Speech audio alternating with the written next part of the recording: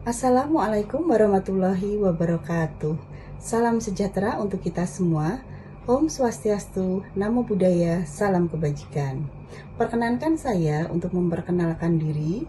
Nama saya Nurul Juwariah SEMM dengan nomor induk dosen nasional 0622068602. Saya adalah dosen tetap Fakultas Ekonomi Universitas Semarang. Izinkan saya untuk menyampaikan pernyataan diri dosen dalam unjuk kerja Tridharma Perguruan Tinggi atau PDD UKT-PT pada bidang pengajaran.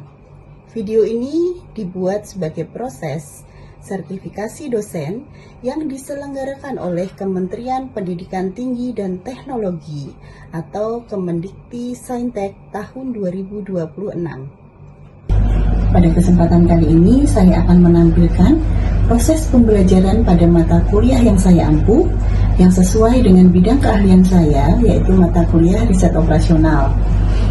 Mata kuliah riset operasional ini merupakan mata kuliah semester 4 dengan kode mata kuliah EMS 25018 yang berbobot 3 SKS. Perkuliahan ini dilaksanakan selama 16 kali pertemuan yang terdiri dari 14 kali pertemuan materi, 1 kali ujian tengah semester, dan 1 kali ujian akhir semester.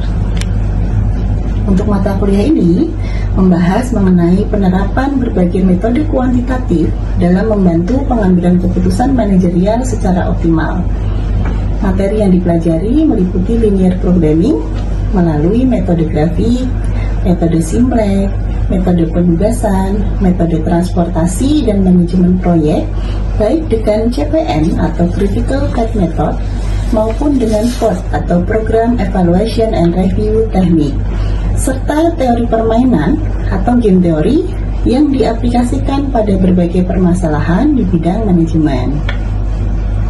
Kemudian untuk mata kuliah ini mendukung pencapaian dari CPL atau capaian pembelajaran lulusan program studi, yaitu kemampuan mahasiswa dalam menguasai konsep manajemen, menganalisis permasalahan manajerial yang berbasis data, memanfaatkan teknologi informasi, serta mengembangkan kemampuan berpikir secara kritis, kreatif, kolaboratif, dan komunikatif. Adapun capaian pembelajaran mata kuliah atau CPMK adalah agar mahasiswa mampu mengaplikasikan konsep manajemen dalam menyelesaikan permasalahan organisasi. Mahasiswa mampu untuk mengidentifikasi permasalahan manajerial serta mampu memanfaatkan teknologi informasi untuk mendukung pengambilan keputusan serta menguasai perkembangan teknologi yang relevan. Karena dalam video ini menampilkan pembelajaran pada pertemuan kedua, maka sub CPMK yang menjadi target pembelajaran adalah mahasiswa mampu menyusun dan menyelesaikan model linear programming pada masalah maksimisasi dengan menggunakan metode grafik serta menginterpretasikan solusi optimal sebagai dasar pengambilan keputusan manajerial yang tepat dan efisien. Dalam pelaksanaan pembelajaran ini, saya menerapkan 3 komponen utama, yaitu delivery, interaction, dan assessment. Pada aspek delivery, materi yang disampaikan melalui ceramah interaktif, kemudian melalui presentasi, melalui demonstrasi, dalam penyelesaian kasus tentunya, serta latihan soal yang dikaitkan dengan permasalahan nyata di bidang manajemen. Kemudian pada aspek interaction, mahasiswa dilibatkan secara aktif melalui proses tanya jawab, proses diskusi, analisis kasus, dan latihan untuk menyelesaikan masalah, sehingga dapat mengembangkan kemampuan berpikir dari mahasiswa secara analitis, kritis, dan sistematis. Sedangkan pada aspek asesmen, penilaian dilakukan dengan berkelanjutan melalui partisipasi dari mahasiswa, melalui tugas individu maupun tugas kelompok yang saya berikan, proyek, kemudian ujian tengah semester, dan ujian akhir semester, tentunya yang sesuai dengan rencana pembelajaran semester yang sudah dibuat. Kemudian dalam perkuliahan ini, referensi yang saya gunakan di perkuliahan ini adalah modul ajar riset operasional yang saya susun sendiri, serta saya menggunakan berbagai buku referensi riset operasional karya dari para ahli yang relevan dan mutakhir sebagai sumber belajar pendukung.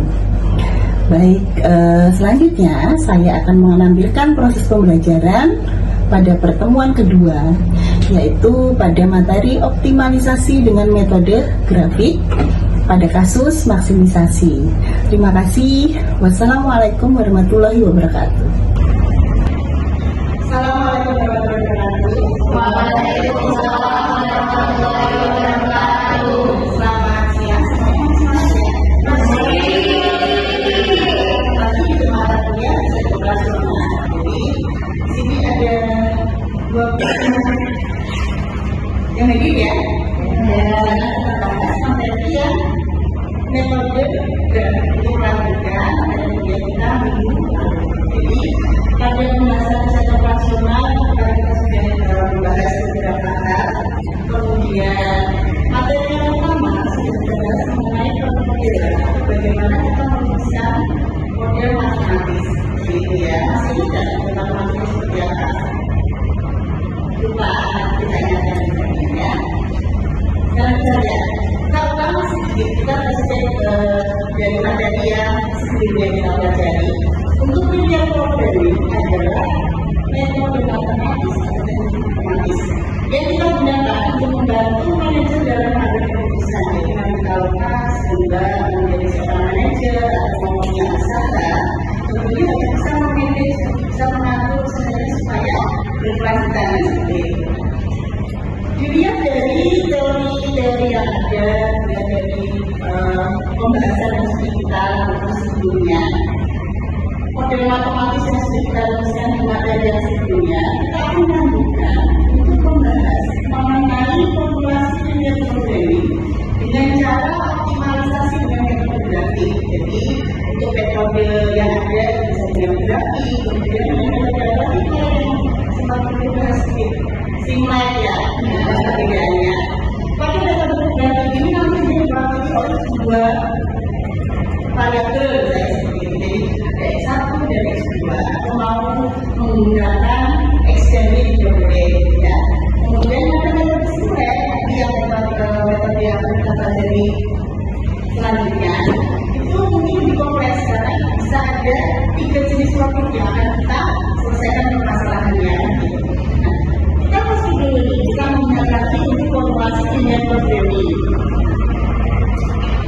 Untuk formulasi linear programming ada 3 yang harus kita ketahui atau harus kita rumuskan. Kita merumuskan juga variabel keputusan. Variabel keputusan itu adalah kalau kita lihat contoh soalnya atau kasus-kasus yang ada. Variabel keputusan ini adalah isinya mengenai apa yang mau kita selesaikan masalahnya. Misal, di minggu lalu sudah dijelaskan, saya contohkan ada meja dan kursi. Jadi misalnya saya punya usaha mebel. Kemudian mebel itu dibuat meja dan kursi atau memproduksi meja dan kursi. Tentunya untuk memproduksi meja dan kursi itu bahan bakunya untuk kayu, misalnya gitu ya. Kemudian untuk mengerjakan kursi dan meja tersebut, saya perlu tenaga kerja, saya perlu mesin, kemudian perlu kayu dan perlengkapan yang lainnya. Artinya ada yang kita perlukan, sumber daya yang kita perlukan, tapi sumber daya tersebut tidak semuanya tersedia dengan tidak terbatasan gitu ya. Artinya ada keterbatasan sumber. Kemudian kalau kita punya usaha, kemudian kita mau menjual produknya, mau dibantu misal dalam pembuatan kursi dan meja tadi ada yang bisa kita perhitungkan. Kalau kursi satu unit kursi itu saya punya keuntungan 50.000 misalnya. Kalau saya bisa membuat satu unit meja, saya dapat keuntungan 70.000 satu. Kemudian untuk membuat kursi dan meja tadi ada bahan-bahan yang harus dibeli ya.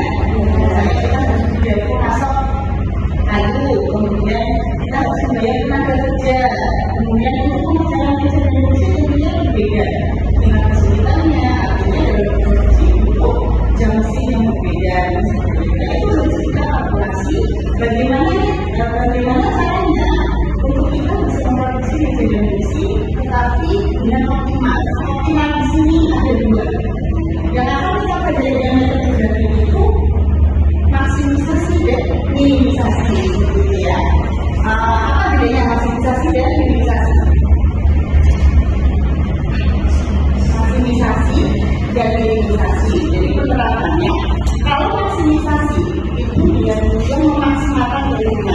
bagaimana caranya kita memiliki keterbatasan sumber, tapi kita bisa membuat keuntungan yang paling besar. Jadi dari beberapa alternatif. Kemudian untuk minimisasi, berarti kalian punya meminimalkan biaya. Jadi kalau saya mau produksi itu perlu biaya memaksakan itu membayar karyawannya dan lain-lain, ya. Jadi ada dua pastinya yang perlu dibedakan. Kemudian kaitannya dengan pada keputusan ini sudah dijelaskan ya. Untuk pada keputusan berarti masalah apa yang harus diselesaikan. Saya tadi saya memproduksinya dari kursi. Kita menggunakan meja X kursi itu di karena sesuai dengan yang kami katakan tadi itu membuat data manusia. Artinya di situ ada dua secara perhitungan matematika. Ya. Kemudian fungsi tujuan. Fungsi tujuan kaitannya adalah maksimisasi minimisasi. Untuk simbol yang digunakan biasanya kalau maksimisasi itu Z max. Jadi tujuan itu semua dengan Z max. Karena maksimisasi berarti Z max. Kalau untuk minimisasi berarti Z min. Kemudian fungsi kendala. Nanti mungkin ada dalam beberapa contoh kasus yang ada kita akan menyelesaikan perhitungan. Ada tanda kurang dari, ada tanda lebih dari, atau tanda kurang dari sama dengan, berarti dari sama dengan dan tanda sama dengan. Ini melanjutkan dari tentunya akan berkaitan juga dengan materi kuliah di mata kuliah lain yang menunjukkan ada ya. Kemudian berikutnya ini garis horizontal, ini garis vertikal. Ini titik nolnya di sini. Ya. X1 20, X2 30. X1 berarti adalah yang mewakili garis horizontal. X2-nya ya. X2-nya. Atau kalau mau Anda mengutamakan itu X-nya boleh. Boleh saja. Di sini X, di Y. Kemudian ini X1-nya 20, X1-nya 0, tapi X2-nya 20, X2-nya 0, X1-nya 30. Berarti X1-nya 30, ini adalah 30. Tentunya ini harus Anda ukur dengan rata-rata yang sama, ya. Jadi jangan di sini kalau kita di sini, kalau di sini 50, gitu ya. Jadi akan berbeda, ya. Oke, kita lihat di sini. Namanya menentukan variabelnya sudah ditentukan kemudian fungsi tujuannya ditentukan ya. Kemudian fungsi kendalanya kita lihat. Di sini tanda kurang dari karena maksimal penyediaan 60 kilo, 30 kilo dan 40 jarak tertentu. Selanjutnya kita masukkan ke dalam grafik. Caranya untuk memasukkan ke dalam grafik membuat garis lurus di situ. Berarti ada kurang dari, ada lebih dari, ada supaya kita bisa mengetahui berapa dari X1 dan berapa dari X2. Caranya lakukan materi yang sudah kita dapat dari bulan. Ada CFT ya. Berarti sudah paham untuk penentuan dari X1 dan X2. Kita umpamakan di grafik yang pertama kendala satu tadi adalah kendala dengan sutra ini 2x1 plus 3x2 sama dengan 60. Jadi nilai kendala ini yang kurang dari sama dengan 60 dan menjadi sama dengan supaya apa? Supaya bisa menentukan nilai S1 yang berapa dan S2-nya berapa. Kita umpamakan dulu ya. S1-nya sama dengan 0, berarti S2-nya adalah 60, berarti 3 sama dengan 20. Kalau kita coba lagi 2x1 plus 3x2 sama dengan 60. Kalau umpamanya X1-nya 0, berarti 2 dikali 0 tambah 3 dikali x2 sama dengan 60. Asalnya dari situ. Saya mungkin ini ada sedikit dua kepala ya, saya paham semua. Oke, kemudian yang kendala kedua. Kendala kedua berarti apa lagi? Benar, 2x2 kurang dari sama dengan 30. Berarti kita menjadi 2x2 sama dengan 30. Dan x2-nya 15. Begitu juga untuk yang kendala ketiga, kerja karena saya belajar kerjanya. Selanjutnya, kalau kita sudah mengetahui nilai X1, nilai X2 dari masing-masing kendala, kita berarti. Kalau misalnya Anda bingung untuk membuat grafik yang langsung seperti ini, tiga kendala, buat dulu satu-satu. Sekarang kita coba buat satu kendala dulu. Kendala pertama yang benar susulan. X1-nya 20, X2-nya 30, itu konsisten itu yang menurut cetak tebal ya. Bedakan dulu, ini garis horizontal, ini garis vertikal, ini titik nolnya mesti. Ya. X1 20, X2 30, X1 berarti adalah yang mewakili garis horizontal. X2-nya ya. Atau kalau mau Anda menggunakan X2-nya boleh saja. Di sini X, di sini Y. Kemudian ini X1-nya 20, X1-nya 0, X2-nya 20, X2-nya 0, X1-nya 30. Berarti X1-nya 30, ini adalah 30. Tentunya ini harus Anda ukur dengan rata-rata yang sama. Ya, jadi jangan di sini kalau di 30 di sini, kalau di sini 50 gitu ya. Jadi akan berbeda. Skalanya harus dibuat sama ya, baik yang horizontal maupun vertikal. Tiganya angkanya saja yang ada tuliskan di situ, benar. Tapi ada yang angkanya dibuat berbeda. Terus ini 30, X1-nya 30, X2-nya 20. Kalau Anda buat garis terus, berarti garis 30 dan 20 ini Anda buat menjadi keterangan untuk kendala 1. Yang 2, angka 1 di sini. Untuk kendala 1-nya. Ya. Kemudian kendalanya adalah 2. Di situ kendala 2, 2x2 kurang dari sama dengan 30. Terus kita lihat sih.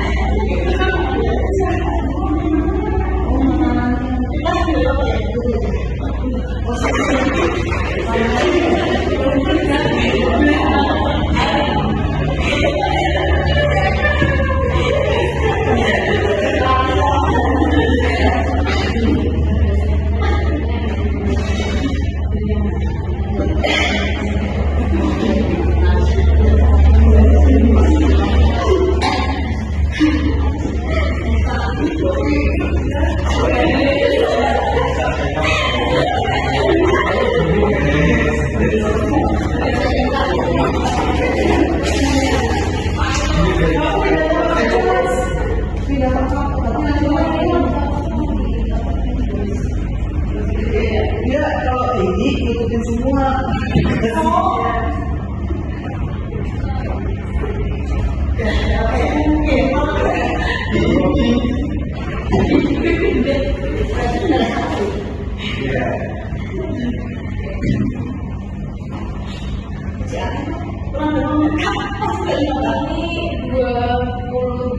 Lumayan ya. Jadi 22 ini udah berapa stop? Enggak ada yang kelas 10 tuh beda dari kelas 10 Oke, sekarang kita lanjutkan untuk yang membuat optimalisasi data bergabung. Jadi tadi poin 1, 2, 3 sudah paham ya?